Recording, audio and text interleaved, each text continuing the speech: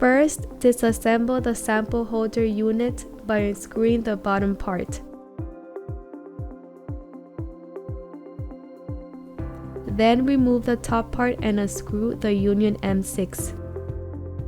Next, twist the table knob to loosen the piercing unit assembly. Remove it from the siFractor and proceed to unscrew the different parts: the M6 union, the needle socket nut, the drive nut, and lastly, carefully remove the tube piercing unit. Separate the different parts by unscrewing the needle, the lure lock adapter, the gasket, and the needle socket.